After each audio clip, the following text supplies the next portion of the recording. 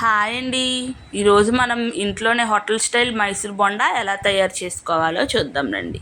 మొదటిగా ఒక గిన్నె తీసుకొని అందులో 2 చిన్న గిన్నెల మైదా పిండి తీసుకుందాం. అందులోనే కాస్తంత జీలకర్ర వేసుకొని, కాస్తంత ఉప్పు వేసుకొని, అందులోనే కొంచెం పెరుగు, వాటర్ని కూడా యాడ్ చేసుకుని బాగా కలుపుకోవాలండి. ఇలా కలుపుకున్న తర్వాత ఇది ఇలా గట్టిగానే కలుపుకోవాలండి. జారుగా కలుపుకోవడం వల్ల మీకు ఈ బజ్జీలు నూనెలో వేయగానే నూనె పీల్చేస్తాయి.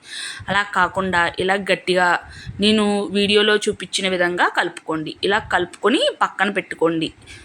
తరువాత ఇది 2 గంటల సేపు వరకు నానబెట్టుకోవాలి. ఇలా నానబెట్టుకున్న తరువాత తీసుకొని బజ్జీలు వేసే ముందు ఒక చిటికెడు వంట సోడాని యాడ్ చేసుకొని కలుపుకొని చూసుకోవాలి.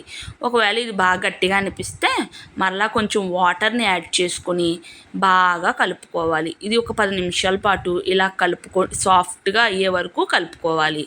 ఇలా కలుపుకున్న తర్వాత నేను ముందుగానే స్టవ్ మీద నూనె పెట్టి ఉంచానండి. అది కాగిందో లేదో వేసి చూశాను, కాగింది. ఇప్పుడు మనం మైసూర్ బొండాలు వేసుకుందాం.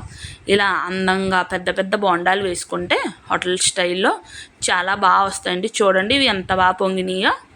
గట్టిగా ఉండవండి, చాలా సాఫ్ట్గా ఉంటాయి. ఇలా వేసుకొని ఈ వేసవికాలంలో పిల్లలు ఇంట్లోనే ఉంటారు కాబట్టి ఇలా రుచికరమైన టిఫిన్లు చేసి పెట్టండి.